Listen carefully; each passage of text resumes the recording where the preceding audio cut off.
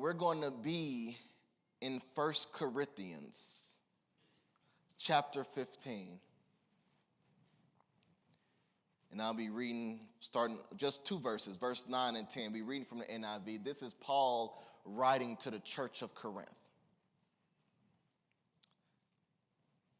For I, this is Paul speaking, am the least of the apostles, and do not even what? Deserve to be called an apostle. Because he know what he did, because I, what? Persecuted the church of God. I didn't want to deal with them. I persecuted the church of God, but by the grace of God. Not the grace of man, but the grace of what? By the grace of God, I am what I am. By the grace of God, grace alone, I am what I am.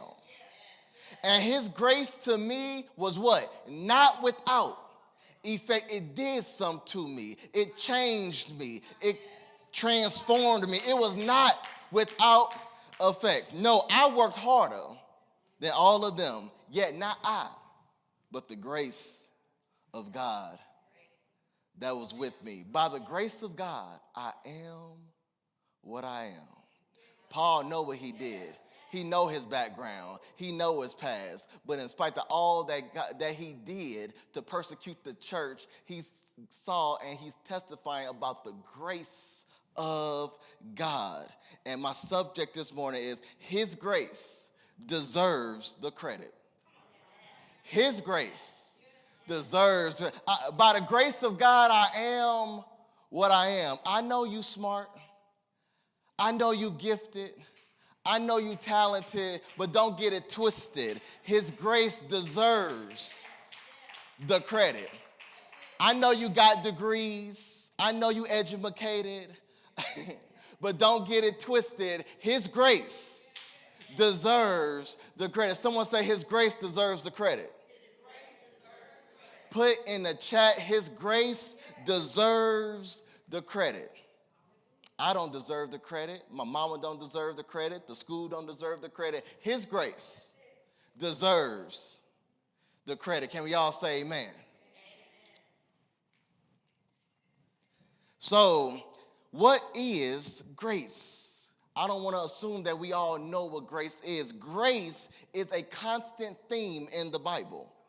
Grace is usually defined as undeserved favor, unmerited, undeserved favor. So the grace of God is a gift from God, a favor from God that is unmerited and free. It's a free gift. Someone say free gift. And we love some free stuff. Grace is unmerited. It's a free. It is not something that you can buy. It is not something that you can earn through works. I don't care how kind you are to the homeless. You can't work yourself to grace. I don't care how much clothes you donate to the shelter. You can't work yourself to what? Grace. I don't care how much money you sprinkle in a basket. You can't work yourself to what? Great. Because grace is a gift that is freely given by God out of his love for you. So his grace deserves the credit. Now, I know you hear this a lot, grace and mercy together. And we say that a lot in the Christian faith. I love you for your grace and mercy. Your grace and mercy carried me. Your grace and mercy brought me through. Although we hear those two together, there is a difference. Because mercy is not getting what you did deserve. So that time when your mama decided not to whoop you after you showed your behind in public, that was her showing mercy. Come on, mamas don't play. Show off in public all you want. Show off in church all you want. You getting it when we get in the car. Some are like, you going to get it in the pew. But mercy is not getting what you did deserve. And grace is getting something that you do not deserve. You do not deserve it. So Paul, this is Paul's, and this text, this is Paul's testimony of grace. This is Paul testifying on a time in his life where God did something for him, gave him something that he did not deserve. He did not earn it, he did not deserve it, but by the grace of God, he got it. And Paul is not the only one in the room. Paul is not the only one that can testify on the grace of God. Everybody in this room can testify on the grace of God. Because if you look back over your life and you think things over, you can truly see that you received some blessings in your life that you did not deserve. You can truly see that you received blessings in your life that you did not earn. You did not deserve it. You did not earn it. But by the grace of God, he saw fit to give it to you. So Paul is testifying on the grace of God, and everybody in this room can testify on the grace of God. Everybody in this room can thank God for his grace. Everybody in this room can recall moments in your life that God's grace showed up and showed out. So we need to, everybody in this room and online, you need to remove that pride. You need to remove that ego. You need to remove that sense of entitlement and recognize and realize if it had not been for the grace of God on your side, you would not be where you are. If it had not been for the grace of God on your side, you wouldn't have what you have. And most importantly, if it had not been for the grace of God on your side, you wouldn't be who you are. You are who you are because of the grace of God. You got what you got because of the grace of God. Can we give him some praise for his grace? I know it's so many Christians that's got a sense of entitlement that I did this. I deserve. You don't deserve anything but death. But by the grace of God, you saved. By the grace of God, you cleansed. By the grace of God, you healed. By the grace of God, I am what I am. And his grace deserves all the credit. Not some of the credit, not partial credit, but what? All the credit. Can we give him some praise for his grace? You wasn't adequate enough for it. You didn't qualify enough for it, but God saw fit to give it to you. And Paul is letting us know in this text, I do not deserve to be an apostle. I know what I did. Come on, how many of you look back over your life? I know what I did. I know I did some jacked up stuff. I know I did some messed up stuff. So Paul said, I don't even deserve to be an apostle. I don't even qualify to be an apostle. I'm not even worthy to be an apostle. But by the grace of God, he saw fit to call me to be an apostle. His grace deserves the credit. And Paul, just give you a little context, Paul is sharing his testimony of grace to the church of Corinth. And this testimony is wrapped in a larger discussion he's having with the church about the resurrection. See, if you want to read a very comprehensive discussion of the resurrection, read this chapter. Read 1 Corinthians chapter 15. We're going to talk about this in Family Word as well, shameless plug. But read this chapter. He really digs in. It's a comprehensive discussion of the resurrection. He recounts, right before this testimony, he recounts the basic gospel message that Christ died according to Scripture, and he was buried and raised on the third day according to Scripture. And so right before this testimony, he brings up witnesses that saw the resurrected Jesus. Because here's the thing about the resurrection. No one actually witnessed the resurrection. People wasn't in a tomb with Jesus looking, seeing him bring us out. They weren't in there. Some people didn't see the resurrection, but they saw a resurrected Jesus. And so right before this testimony, Paul brings up people's names, said when Christ was resurrected, he appeared to Peter. When Christ was resurrected, he appeared to the 12. And after he appeared to the 12, he appeared to over 500 brothers at one time. Most of them are still alive. So he's calling these people up. Like, if you have any doubt that Christ resurrected, go ask them. Because they saw him. Peter saw him. The 12 saw him. Over 500 brothers at one time saw him. He appeared to James, his brother. And then he appeared to all the apostles. And weirdly, he appeared to me. He appeared to me. Of all the people, he happened to appear to me. And he called himself, I am the least of the apostles. of all the apostles, I'm the least. And that's not a diss to himself. He's not saying this for self-pity. He's not saying this so we can feel sorry. Oh, Paul. He's not saying this so we can feel sorry for him. He's saying this because he's being honest on his journey. He's being honest on his journey of being born again. He recognized, see, he calls himself, he referred to himself as the one abnormally born. He referred to himself as that. He said, when he appeared to apostles, he appeared to me, the one that's abnormally born. And that word abnormal means different from what is usual or average. So Paul recognized and being honest that his journey of being born again was abnormal. His journey of being born again was different from everybody else's. His journey was different because the rest of the apostles were selected by Jesus during his time on earth. But Paul was selected by Jesus after Jesus already went to heaven. So when Paul was selected by Jesus, Jesus was already in heaven sitting at the right hand of God. So Jesus was already sitting at the highest place when he selected Paul. But the fact that Jesus was already sitting at the highest place showed that although he was sitting high, it didn't stop him from coming low and having an encounter with Paul. So although Jesus sat high, it didn't stop him from coming down and having an unexpected encounter with Paul that changed Paul's life. Doesn't it feel good to know we serve a God that although he sit high, he's not afraid to come low and meet you right where you at. He met Paul right where he was at when he was going on the road to Damascus. He will meet you right where you at. So just because your journey don't look like somebody else's journey, don't make them more saved than you. Don't make them more holy than you. Don't make them more worthy than you, because everybody in this room have their own spiritual journey. So just because your journey of being born again doesn't look like my journey of being born, doesn't mean I'm more saved than you. Because when it's all said and done, we are not saved by works. We are what? Saved by grace through faith.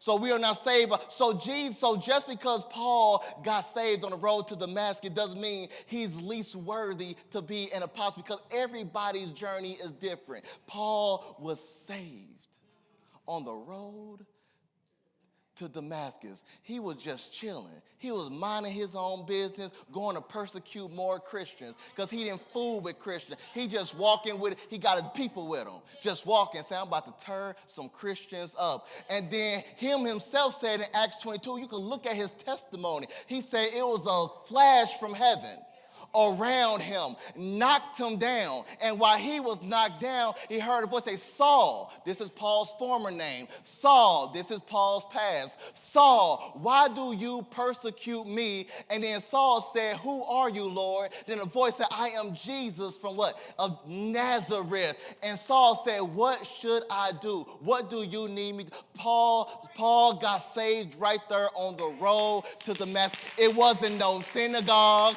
It wasn't no pew. It was on a road. So people can get saved no matter where. Some people got saved at the club. Some people got saved at the bar. Some people got saved sitting in traffic on 270. You saved. That traffic ain't no joke at a certain time.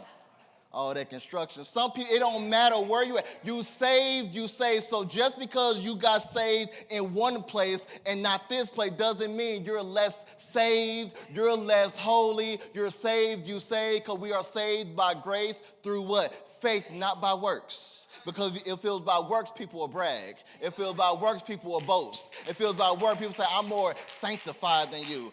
I'm more saved than you. You're not more saved than anyone. You saved, you saved. Everybody in this room jacked up. Everybody in this room got a past. Everybody in this room got a story. Everybody.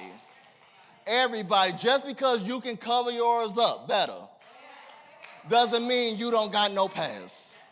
Just because you deleted all those pictures doesn't mean you got no past. You are guilty just like everyone in this room. Paul said, I am what I am by the grace of God. Paul know his past. He know what he did in Saul's season, but by the grace of God, and he giving grace all the credit. Because Paul know this wasn't me. This was all what? Grace. He was saved right where he was at.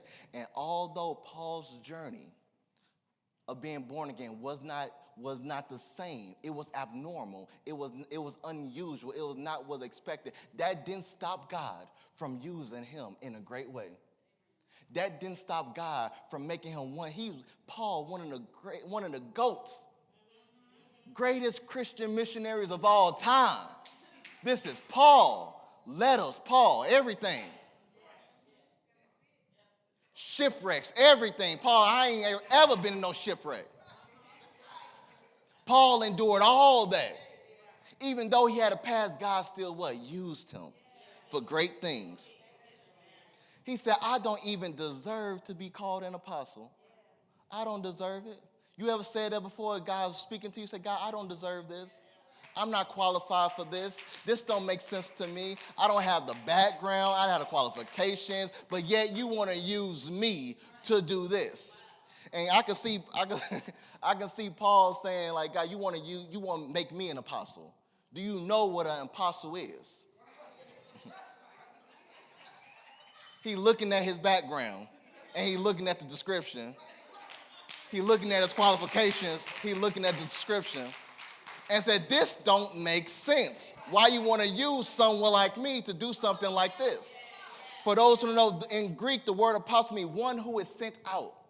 So an apostle, an individual who are sent to be messengers of Christ, ambassadors of Christ. Now remember I said, Paul in his past, in his Saul season, persecuted Christians. So you want me to go from persecuting Christians to represent you. Persecuting Christians for being an ambassador for Christ. This don't make sense.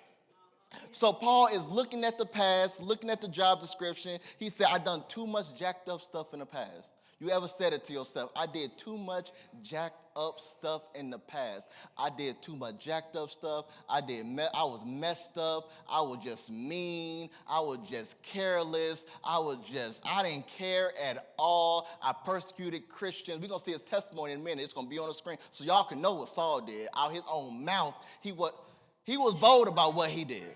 He knew what he did. So he said, I do not deserve, because I didn't rock with Jesus. Now you want me to be an ambassador for Christ? I didn't rock with Christ. I didn't fool with Christ. I locked up everybody that got something to do with Christ. That's what I did. And so I can see him just looking at his background, history, all that stuff. And like, here, God, you must be tripping, because look at all the stuff I did. And I can see God taking that piece of paper, not even looking at it, and say, I know everything you did. I saw everything you did. And I don't care about all that stuff, because I got something in store for you. So they go to show you, when the grace of God is on your life, it overlooks background, it overlooks past, it overlooks your history, all the stuff you did. Because when God is ready to work in your life and through your life, he doesn't care. He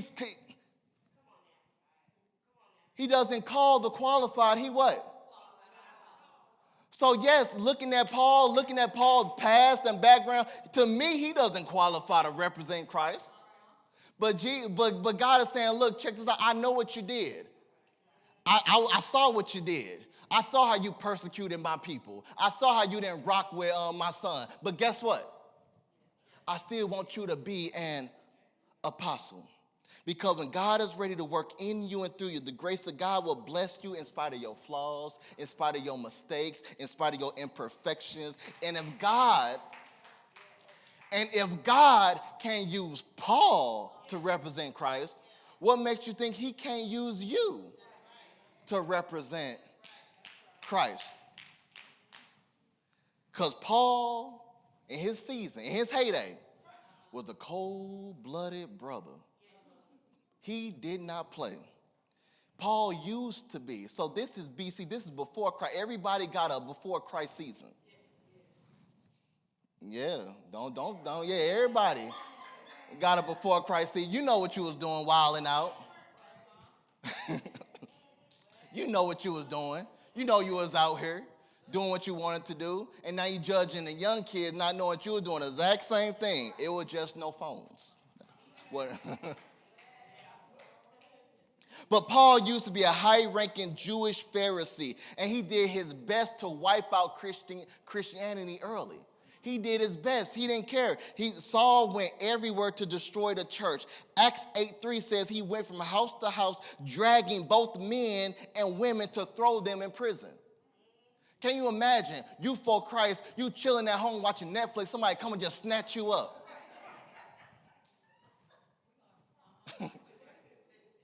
And then you mad because your Netflix, you still watching? I've been snatched up. No, I ain't watching. Paul threw me in jail. But put this verse on the screen. I want y'all to see. This is Paul out of Paul's own mouth. This is how he described the season of life when he was Saul. Yeah, thank you. I am a Jew, born in Tarsus of Cilicia, but brought up in this city. I studied under Gamaliel and was thoroughly trained in the law of our ancestors. I was just as zealous for God. He was so team God as any of you are today. I did what? I persecuted the followers of this way. And the way is how the early church identified themselves. So I persecuted the followers of the church to their what? Death. Arresting both men and women and throwing them into prison. This is out of Paul's own mouth. This is him sharing a testimony in his old season of what he used to do. And I'm sitting and I'm reading this. I'm like, why would God ever choose a man like that to represent Christ to the world? I'm not the only one that think. You ever saw, can we be honest, you ever saw somebody, I remember it was just one person I know, they were just mean, nasty and everything. And then a few months later I saw them, they were so sanctified, filled with the Holy Ghost doing. I said, wait a second now. You the same person that was just wreaking havoc out here, and now you representing Christ. I mean, I love the energy because you just switched the energy, but I got some questions. And so we can act like Paul, God, why would you use a brother like Paul? And he just admitted, I know what I did. I persecuted the church to their death. That's what I did. Locked everybody up that got something to do with Jesus. And I can see Paul asked himself that question, why me? You ever asked that question, why me? Of all the people you can choose, why me?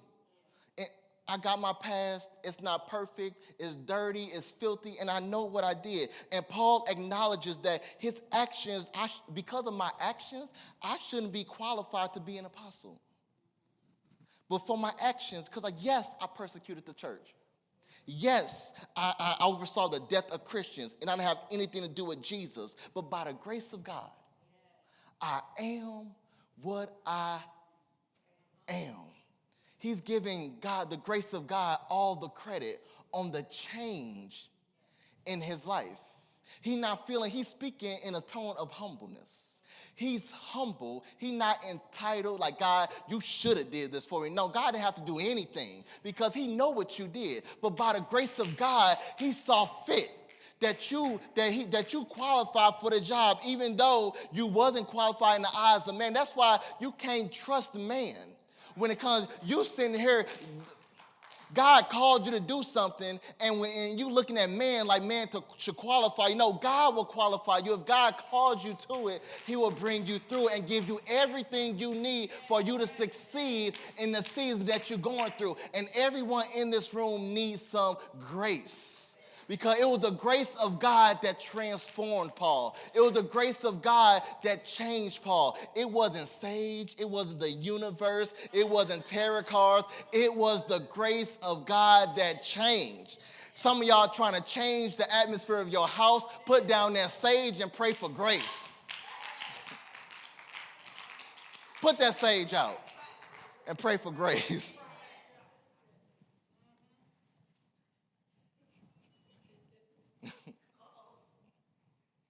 Somebody just logged off right now. And Paul knew he didn't qualify for this. I'm not worthy to be an apostle. I'm least of the apostle. Because there were times in Paul's life where he had to defend his credentials. Because when people know your background, know your story, and then they see what God called you to, it's like you got to constantly defend yourself. I'm here to tell you, stop defending yourself. God called you, he called you. Stop trying to convince people that don't want to be convinced. People like, you persecuted? Yeah, I persecuted the church. Why did God? Why you? Why you? I know what you did, but why you? And you trying to defend yourself. No, it's the grace of God. All you got to say, what qualified you? The grace of God. The grace of God. What qualified you for this position? The grace of God. What qualified you for this title? The grace of God. What qualified you for this calling? The grace of God. And because I'm dripping in grace. I'm dripping in favor. And because I'm dripping in grace and favor, I should be able to walk in a room with boldness, with kind of knowing that he brought me in this room because I belong in this room. And I'm not going to let people in the room try to convince me that I shouldn't be in a room, but by the grace of God, I am what I am. And I'm in this room not because I'm smart, not because I'm qualified, not because I'm cute. I'm in this room because of the grace of God. Give God's grace the credit it deserves. His grace deserves all the credit. Y'all good? Y'all good? It's cool. Can we go deeper? Can we keep going? Paul takes no credit for his turnaround. He takes no credit for his turnaround. He said this is nothing but the grace of God because he's keeping it 100. He's keeping it 100. He's keeping it honest about his life, about his past, because he knew he wasn't on the road to Damascus to get saved. He was on the road to Damascus to wreak more havoc. And it was on the road to Damascus. It was a typical Tuesday for Paul. He just going about his life until he was confronted by Jesus, converted by Jesus, and then commissioned by Jesus. So Paul, in an unexpected encounter, confronted Paul, converted Paul, and commissioned Paul. And it wasn't because of something he did. It was because he was selected. He was confronted, converted, and commissioned. Somebody say confronted, converted, and commissioned. And he was confronted, converted. He was living a worldly life, but he was confronted by Christ. He was living a sinful life, but he was confronted by Christ. He was living in the dark, but he was confronted by Christ. While he was in the midst of doing wrong, he had an encounter with Jesus. Jesus will encounter you right where you at. Right where you are, he will encounter you. Right where you are. And he said, I am what I am because of the grace of God. Paul, formerly known as Saul, this is Paul, persecuting Christians, Paul. And he's giving God the credit he deserves, that God deserves because of his turnaround. He is who he is. I am what I am. What is Paul? Paul, outside of Jesus, Paul is one of the most influential spiritual figures in the Christian faith. This is Paul.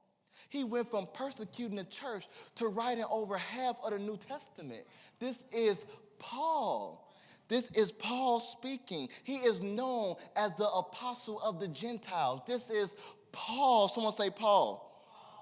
Paul, he went from persecuting the church to being largely responsible for expanding Christianity beyond the Jewish people. This is Paul. His impact in the faith and his influence in the faith was all tied to the grace of God. See, what you see is many people trying to be successful on their own.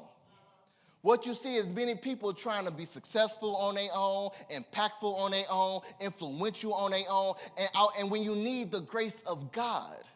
So although Paul was impactful and influential, he connected that to grace. I'm nothing without the grace of God. I don't have what I have without the grace of God. I don't have the influence that I have without the grace of God. I don't have the impact I have without the grace of God, because his grace is responsible for making me who I am.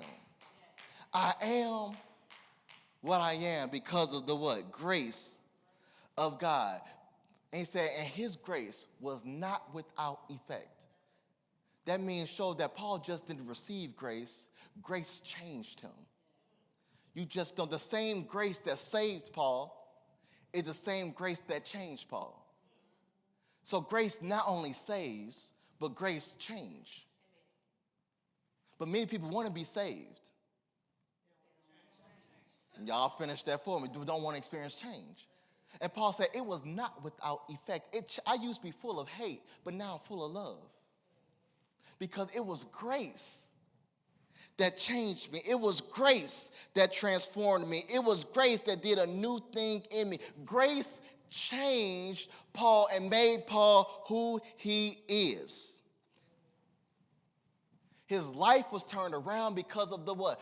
Grace of God. And to understand the power of Paul's testimony, you have to look back over your own life and recall times in your life where God turned you around. When you was going down a wrong path, God what? Turned you around. When you was out here doing wrong, God what? Turned you around. And he picked you up, turned you around, placed your feet on what? Solid ground. And it wasn't because of something you did. It was nothing but the grace of God. So we need to remove so much pride and ego from our personality, so much pride and ego from our spirit, so much pride, ego, in a sense of entitlement, because, boo-boo, if it wasn't for the grace of God, you wouldn't be having nothing to be thankful for. It's God's grace alone while you're blessed. It's God's grace alone while you have what you have, while you at where you at, and while you are who you are. It's the grace of God. How many of you know the grace of God is powerful? How many know the grace of God is life-changing?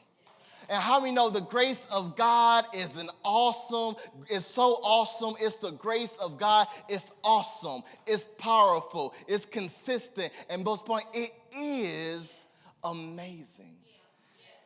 And that's why when I think on that Christian hymn, amazing, what? Grace. How sweet the sound. That what? That saved. Come on. How many of you had a wretch season before? That saved a wretch like me. I was miserable, but his grace saved me.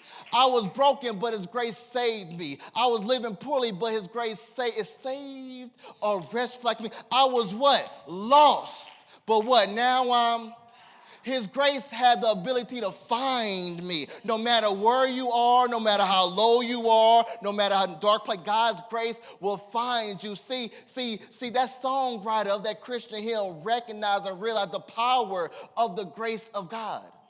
Because for those who don't know, this popular hymn was written by a man named John Newton. And John Newton was an ordained minister. But before he was an ordained minister, he participated in the Atlantic slave trade. Uh-oh. Look at y'all. What? He participated in Atlantic slave trade and captained a slave ship. So he was a former enslaver. So before he was a minister, he was a former enslaver. And so he wrote this song on his experience of receiving the grace of God. He wrote this song to show what the power of the grace of God can do. He wrote this song so that when we sing this song, it is a song about redemption. When we sing Amazing Grace, how sweet the Savior wretch like, it's a song about redemption. It's a song about God forgiving you and save you in spite of all the wrong things you've done. Everybody in this room done some wrong things, done jacked up things, but his amazing grace. And so when John Newton received and experienced the grace of God, I just see him saying, amazing grace. How sweet, we can say it all this together, the sound that saved a wretch like what? Me. I was what?